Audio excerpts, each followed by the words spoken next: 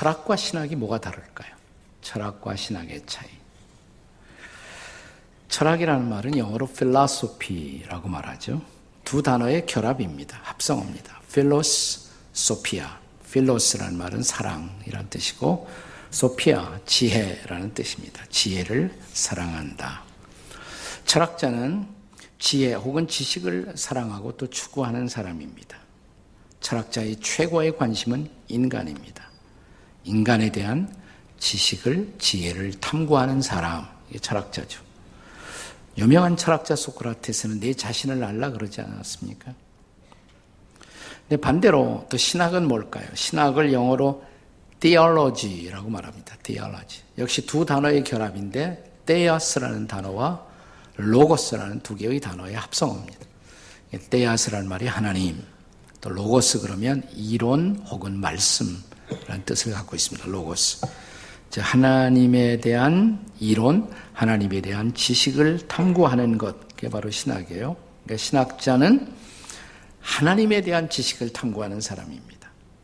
자, 뭐가 다르죠? 철학은 사람에 대한 지식을 탐구하는 사람이고 신학자는 하나님에 대한 지식을 탐구하는 사람입니다.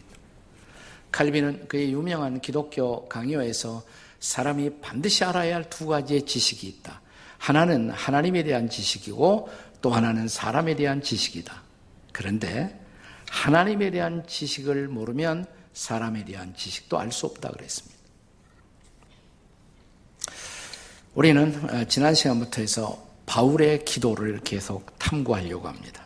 바울 사도는 자기가 살고 있던 1세기 당시에 새로운 로마로 부상하고 있던 에베소에서 복음을 받아들이고 이제 교회에 속한 성도들이 무엇보다 알아야 할 것을 위해서 기도하고 있습니다. 자, 그들의 신앙생활의 성패를 좌우하는 것, 신앙 성숙의 여정에서 가장 중요한 열쇠 뭘까요? 바울은 에베소라는 도시에서 한 도시에 바울이 전도 여행을 하면서 가장 오랫동안 머문 곳이 에베소예요. 2년 이상, 3년 가까이 머물렀습니다. 전도했고 양육했습니다. 자, 그들이 이제 그들과 작별하고 바울이 에베소를 떠났습니다. 떠난 후에 에베소의 성도들이 흔들림 없이 믿음의 여정을 계속 걷기 위해서 그들이 반드시 알고 붙잡아야 할 지식이 있다고 바울은 생각했습니다. 오늘 본문의 중요한 열쇠의 단어는 안다라는 단어예요. 알게 하시고 17절 마지막 대목에 하나님을 알게 하시고 19절 마지막에도 너희로 알게 하시기를 구하노라. 여기 바울은 반드시 우리가 알아야 할 세 가지 영적인 지식이 있다라고 말하는 것입니다. 우리에게 필요한 세 가지 영적 지식, 우리가 알도록 기도해야 할 세 가지 뭘까요? 첫째, 하나님을 더 잘 알도록 기도해야 한다는 것입니다. 하나님을 더 잘 알도록. 자, 본문 15절에서 바울은 에베소 성도들의 그들의 믿음, 그들의 사랑을 바울이 잘 알고 있다. 그리고 16절에 내가 너희를 위해서 기억하고 기도한다. 뭘 기도했을까요? 이제 17절 말씀을 다 함께 같이 읽겠습니다. 본문의 17절 시작. 우리 주 예수 그리스도의 하나님 영광의 아버지께서 지혜와 계시의 영을 너에게 주사 하나님을 알게 하시고. 여기 안다는 말은 이성적이고 논리적인 지식이 아니에요. 경험적 지식입니다. 네, 그 안다라는 히라보도 그렇고 본래의 구약에서 안다는 단어도 대부분 그것이 쓰여질 때 그냥 머리로만 안다 이런 지식이 아니에요. 경험적 지식입니다. 예컨대 아담이 그 아내를 알고, 그건 마누라가 몰랐겠어요? 아담이 그 아내를 안다는 말은 깊은 관계 속에 들어갔다 이를 뜻하는 것이에요. 저는 제 아내를 결혼하기 전 거의 10년 가까이 알아왔습니다. 결혼 전에도. 그래서 제가 딱 결혼할 때 모든 것을 다 아는 여자와 나는 결혼한다 이렇게 생각을 했어요. 항상 제 주변에 있었으니까 너무 잘 알았단 말이죠. 근데 결혼한 지 한 달 만에 제가 깨달은 놀라운 사실, 내 아내에 대해서 아무것도 모른다는 사실이었어요. 그래서 결혼 이후부터 알기 시작했습니다. 지금도 아내를 알아가고 있는 중입니다. 전에는 제가 아내에 대해서 알았다고 말하는 것은 아내에 관하여 가지고 있던 여러 가지 몇 가지 정보, 지식, 아내에 관하여 알았다는 거예요. 근데 지금 제가 아내를 알아가고 있다는 말은 정말 함께 살면서 경험적으로 제 아내의 모든 깊은 것을 알아가고 있다는 말입니다. 우리가 하나님을 안다는 말도 마찬가지예요. 하나님에 관하여 알 수가 있어요. 하나님에 관하여 아는 지식. 바울은 지금 그런 지식을 말하는 것이 아니에요. Knowing about God. 하나님에 관하여 아는 것. 하나님에 대하여 아는 것. Knowing about God. 그런 지식을 말하는 것이 아니라 여기서 바울이 말하는 것은 knowing God. 하나님을 아는 것. 하나님을 알아가는 것. 경험적으로 아는 것이에요. 직접적으로 아는 것이에요. 간접적으로 아는 것이 아니라 경험하면서 직접적으로 하나님을 여러분이 알았으면 좋겠다. 더 잘 알았으면 좋겠다. 더 깊이 알았으면 좋겠다. 그것을 위해서 나는 기도한다. 바울이 이렇게 말하는 것입니다. 자, 그러면 에베소 성도들이 그리고 오늘을 살고 있는 우리들이 알아야 할 하나님 어떤 하나님일까요? 바울이 하나님을 알게 하시면서 이 구절에서 사용하고 있는 하나님에 대한 다른 표현 두 가지가 나와요. 첫째는 예수 그리스도의 하나님. 그냥 하나님이 아니에요. 그리스도의 하나님을 알게 하시고. 그러니까 그리스도를 통하여 계시된 하나님. 그리스도 안에 나타나신 하나님.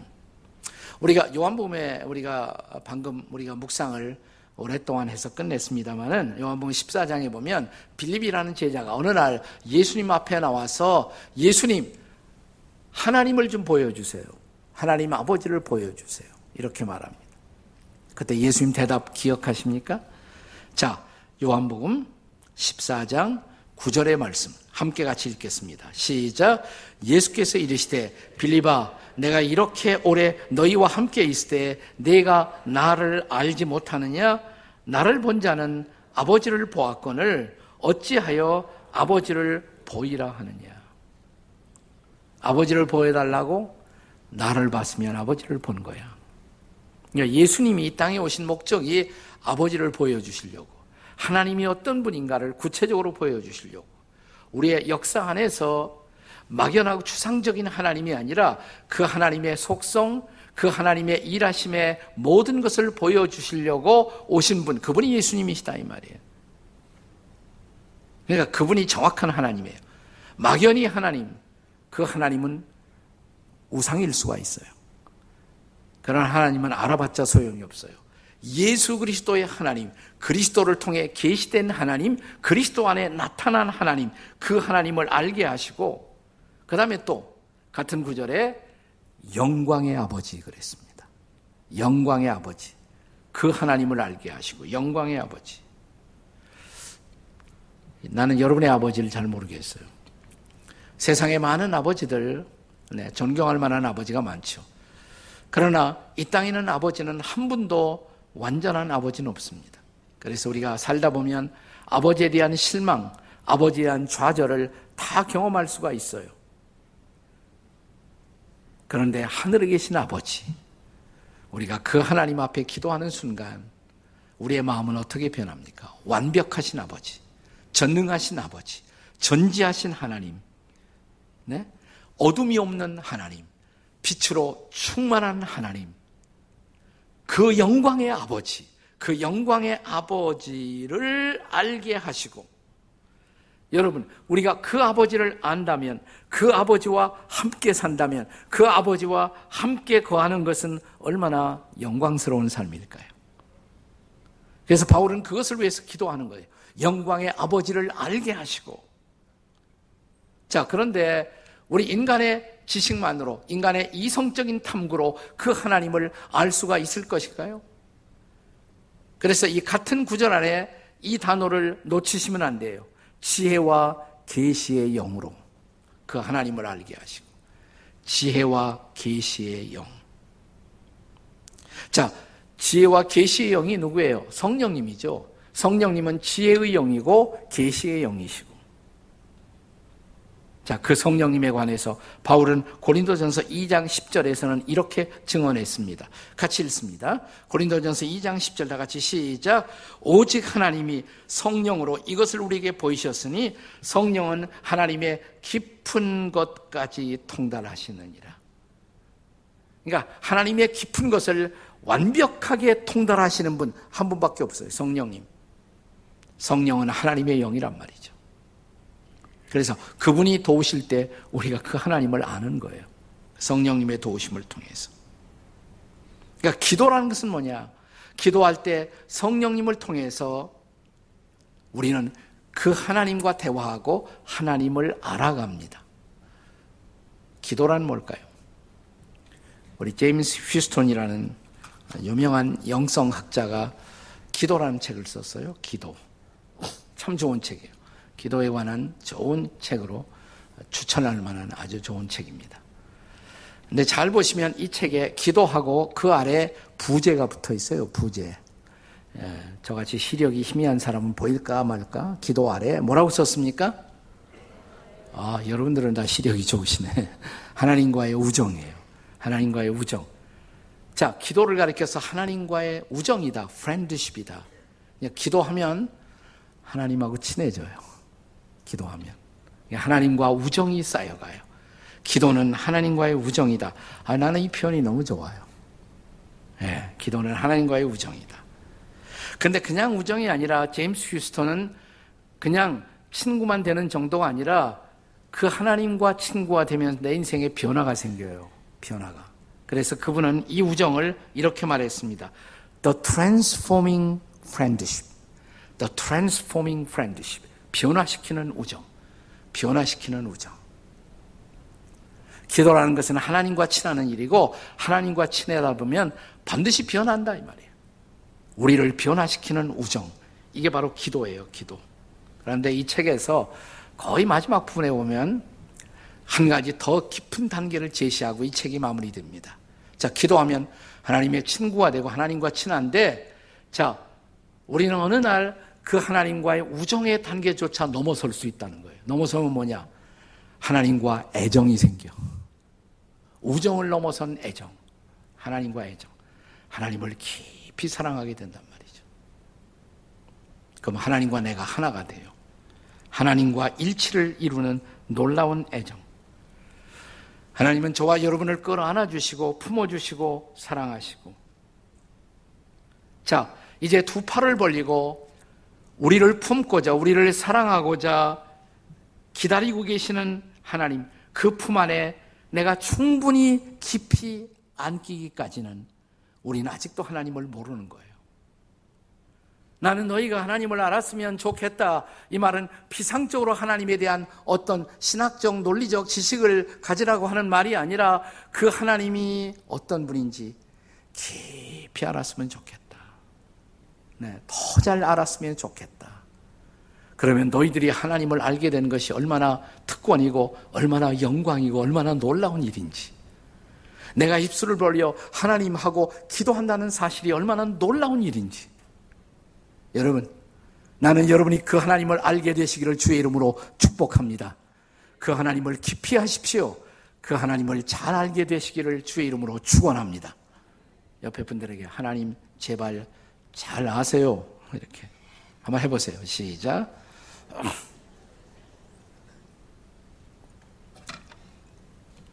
두 번째로,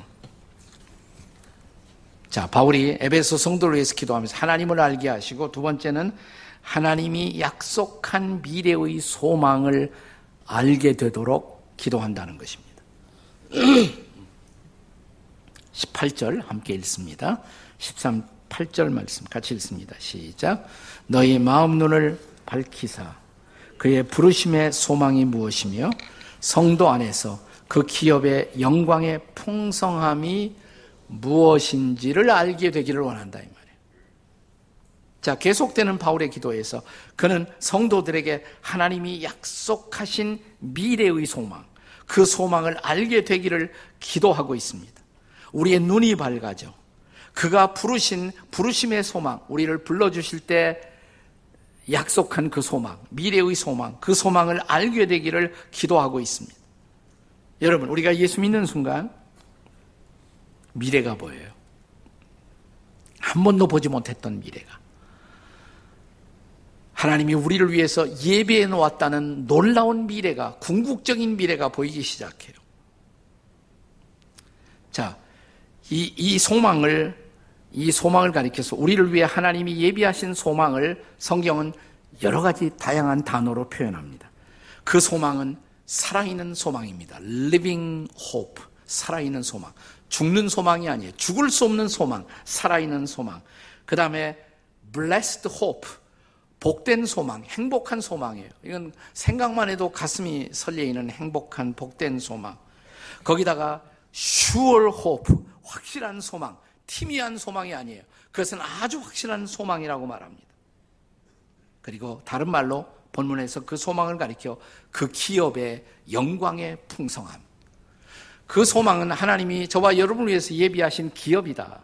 우리가 장차 받고 누리게 될 상속자로 받아야 할 기업이다. 영광스러운 기업이다. 풍성한 기업이다. 이렇게 말합니다. 자, 우리가 예수를 믿는 순간 우리는 그 기업의 영광의 풍성함을 조금씩 맛보기 시작했어요. 그러나 미래에 가서 우리는 그 영광을 누리게 돼요. 조금 맛보았지만 아직 우리는 모르는 거예요. 그가 예비하신 미래의 소망이 얼마나 엄청난 것인가를 우리는 장차 알고 누리게 될 것이라 이 말이죠.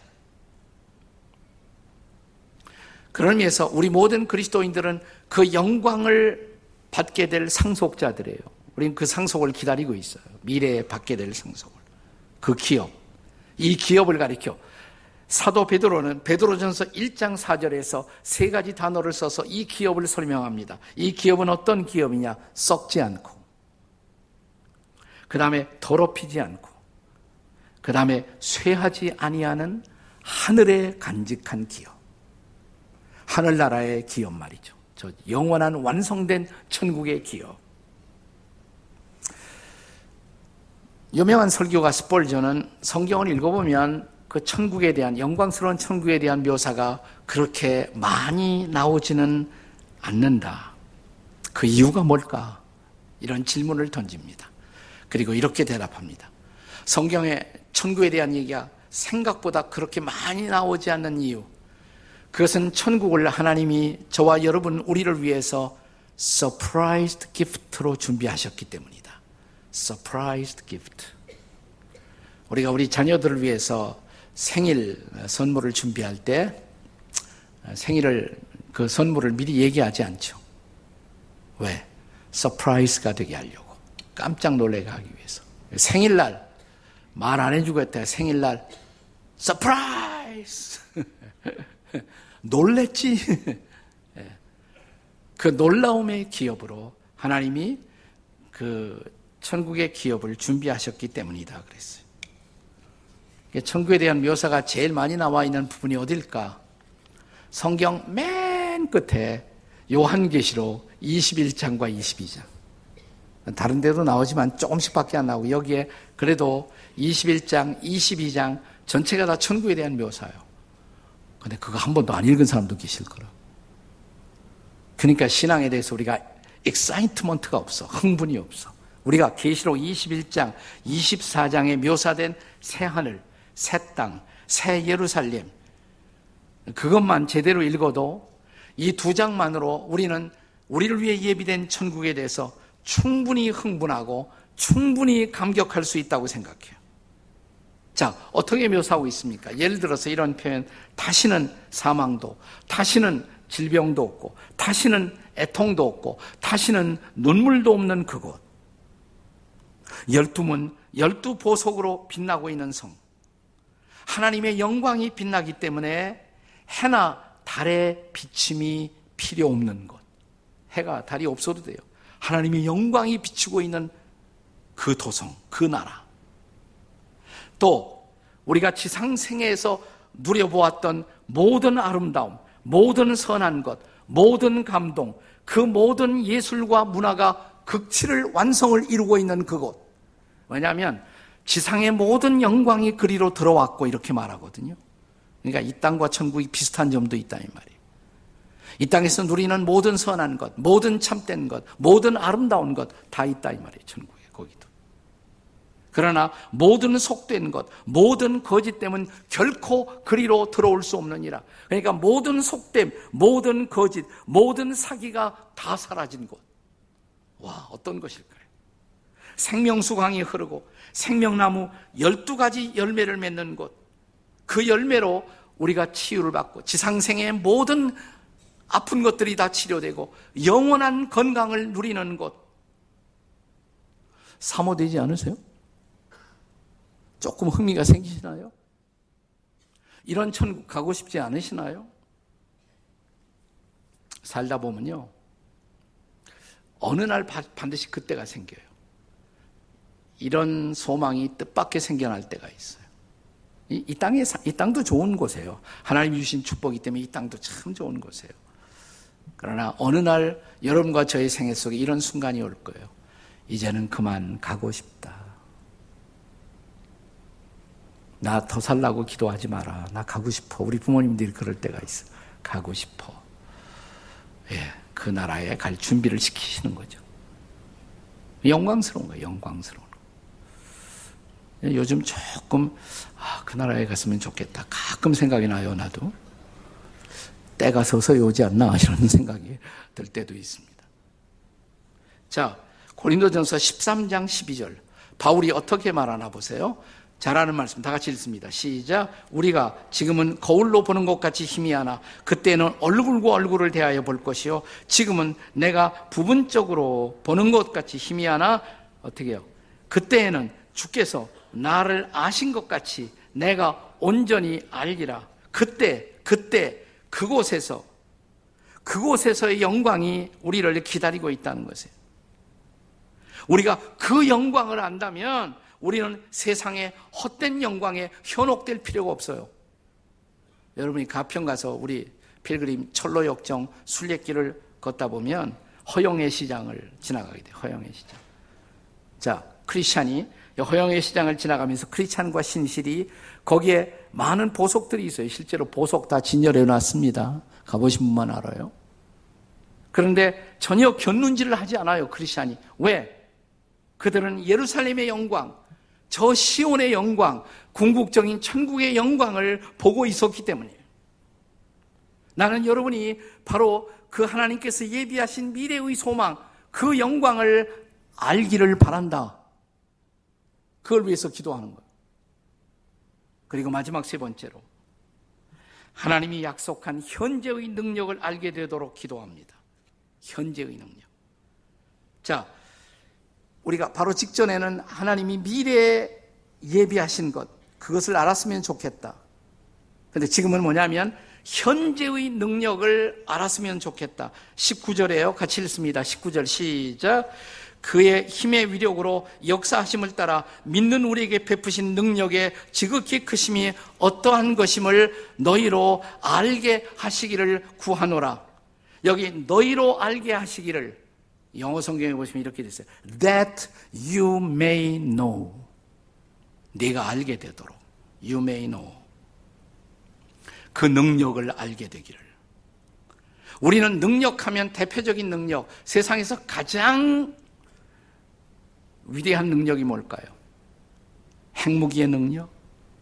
아니에요. 창조의 능력. 저는 세상에서 가장 위대한 능력이 있다면 아마도 창조의 능력일 것이다. 모든 만물을 창조하신 하나님의 능력. 과학이 발달되었지만 창조의 세계를 아직도 조금밖에는 탐구하지 못하고 있잖아요. 이 어마어마한 우주와 만물을 창조하신 그분의 능력, 얼마나 위대한 능력일까요? 그런데 바울은 그보다 더 위대한 능력이 있다. 창조의 능력보다 위대한 능력, 그것이 부활의 능력이다 이렇게 말합니다. 왜? 여러분, 결국은 이 세상의 모든 것들이 다 죽음한테 다 삼키워버리고 말아요. 죽음은 모든 사람을 삼키고 죽음은 모든 것을 다 삼켜버리고 말합니다. 만물도 결국 부패해질 것이고 죽음은 모든 것을 삼켜요. 그런데 부활은 죽음을 삼킵니다. 이 부활의 능력. 죽음의 권세를, 사망의 권세를 깨트린 부활의 능력, 그걸 말하고 있는 거예요. 오늘 본문에 이어지는 20절 보시면 20절에 그의 능력이 그리스도 안에서 역사하사 죽은 자 가운데서 다시 살리신 바로 그 능력, 부활의 능력. 그래서 바울은 빌립보서 3장 10절 말씀에서 또 이렇게 자기의 간절한 소망을 기도로 피력합니다. 빌립보서 3장 10절에 보시면 내가 그리스도와 그 부활의 권능을 알고자 하여, 아까 제가 영어 한 구절 소개는 that you may know, 당신이 그 능력을, 부활의 능력을 알았으면 좋겠다. 근데 빌립보서 3장 10절에서는 바울 사도 자신이 that I may know, 내가 알았으면 좋겠다. 내가 그리스도를 더 깊이 알았으면 좋겠다. 아니, 내가 부활의 능력을, 그분을 죽은 자 가운데서 살리시던 부활의 능력이 얼마나 어마어마한 능력인지 나는 그 능력을 알고 싶다. That I may know. 내가 그 능력을 알았으면 좋겠다. 한 걸음 더 나가서 그 부활의 능력이 교회 가운데 역사하고 있다는 것이에요. 그래서 교회를 통해서 만물 가운데 하나님의 뜻을 이루시고 있는 그 능력을 알았으면 좋겠다. 자, 한 걸음 더 나가서 여러분과 제가 바로 그 부활의 능력에 사로잡힘을 받아 이 땅에 사는 동안에 우리가 쓰임을 받는 삶을, 능력의 삶을 살 수가 있다는 것입니다. 따라서 그 능력을 여러분이 알았으면 좋겠다. 이게 20절 이하 23절까지 내용이다, 그거예요. 만물 가운데 하나님의 뜻을 이루시고 있는 그 놀라운 능력 가운데 우리가 쓰임을 받을 수 있다는 이 삶이 얼마나 고귀하고 위대한 삶인지. 자, 아까 천국의 영광을 알았으면 좋겠다. 그럼 크리스찬의 삶이라는 것은 천국만 기다리고 세상에서는 패배자의 삶을 사는 것일까요? 아닙니다. 그 영광을 기다리는 사람들은 이 땅에 오늘의 삶, 현재의 삶에 있어서도 그분이 우리를 도와주기 위한 그분의 능력이, 영어로 말하면 우리에게 available 하다는 거예요. 그 능력이 우리에게 가능하다는 거예요. 그 능력에 사로잡혀 사는 삶이 가능하다는 것입니다. 여러분, 우리가 살고 있는 세상, 환난, 곤고, 박해, 기근, 질병, 위험, 칼, 핵무기 가득 찬 세상. 그런데 로마서 8장 35절에서 바울이 말하는 것을 기억하십니까? 로마서 8장 35절 다 같이 읽어보세요. 시작. 누가 우리를 그리스도의 사랑에서 끊으리요. 그 다음에 뭔지 아세요? 환난이나 곤고나 박해나 위험이나 기근이나 적신이나 위험이나 칼이랴 핵무기랴. 이 아무것도 그리스도의 사랑에서 우리를 끊을 수 없다. 그리고 그 다음 로마서 8장 37절의 선언 크게 읽으세요. 다 같이 시작. 누가 그러나 이 모든 일에 우리를 사랑하시는 이로 말미암아 우리가 넉넉히 이기느니라. 아멘. 이 모든 일을 우리가 어떻게 한다? 넉넉히 이긴다 그랬어요. 넉넉히 이길 수 있다. 세상은 수많은 시련으로, 수많은 위험으로 가득 차 있지만 그럼에도 불구하고 우리는 넉넉히 이길 수가 있다. 바울은 이 승리를 약속하는 거예요. 복음 전하다가 반모섬에 유배가 되었던 사도 요한도 자기가 전도하고 섬겼던 소아시아의 교회들을 생각하면서 기도하다가 환상을 받고 묵시록을, 요한계시록을 기록합니다. 요한계시록 2장 3장은 그 교회들을 향한 편지죠. 근데 이 교회들을 향한 편지 마지막이 똑같이 끝난다는 거 아세요? 이런 말로 끝나요. 이기는 자에게는, 이기는 자에게는, 이기는 그에게는. 자, 어떤 약속이 있습니까? 요한계시록 2장 26절의 말씀 다 같이 읽습니다. 2장 26절 시작. 이기는 자와 끝까지 내 일을 지키는 그에게 만국을 다스리는 권세를 주리니. 아멘. 결국 교회는 만물을 다스리고 통치하고 이 땅에 하나님의 뜻을 이루는 놀라운 미션을 완성할 것입니다. 오늘 우리가 교회 보면 좀 답답해요. 교회들이 흔들리고 지도자들이 쓰러지고. 그러나 여러분, 성경은 교회가 패배할 수 없다고 가르칩니다. 왜 그렇습니까? 더러더러 교회에 속한 지체들은 넘어지고 쓰러질 것입니다. 그러나 교회가 패배할 수 없는 이유, 교회의 머리가 누구이세요? 머리가 그리스도이십니다. 아멘. 네. 이 그리스도, 그분은 패배할 수 없는 분이에요. 그분이 교회의 머리가 되시기 때문에, 그분이 교회의 주인이 되시기 때문에, 더러는 넘어지고 쓰러지는 교회도 있지만, 패배하는 지도자들도 있지만, 그러나 그리스도는 마침내 교회를 통한 만물 가운데 하나님의 미션을 완성하시고야 말 것입니다. 우리는 교회의 지체예요. 그 능력이 지금 여러분과 저를 사용하고자 하십니다. 우리가 그분 앞에 우리 자신을 드리기만 한다면 주님은 우리를 쓰셔서 부활의 능력을 통해서 하나님의 놀라운 미션을 역사 가운데, 만물 가운데 오늘도 이루신다는 사실을 알기를 바랍니다. 그래서 바울은 말합니다. 여러분을 위해 예비된 그 능력을 알았으면 좋겠다. 이 부활의 능력을 알았으면 좋겠다. 그리스도가 죽으신 이유, 우리가 살기 위해서입니다. 그가 장미처럼 짓밟히신 이유, 우리가 떨쳐 일어나 부활의 능력으로 하나님의 미션을 이루기 위해서입니다. 그러므로 바울은 저와 여러분에게 기도를 가르치면서 이렇게 말합니다. 이제 기도하십시오. 그분의 지혜를 알게 되도록, 그분의 놀라운 능력을 입게 되도록 여러분이 참으로 엎드려 기도하고 하나님을 안다면, 그리고 하나님의 영광을 알게 된다면, 그의 능력이 여러분과 함께 한다면, 사랑하는 여러분, 우리는 떨쳐 일어나 부활의 능력 가운데 오늘을 살 것입니다.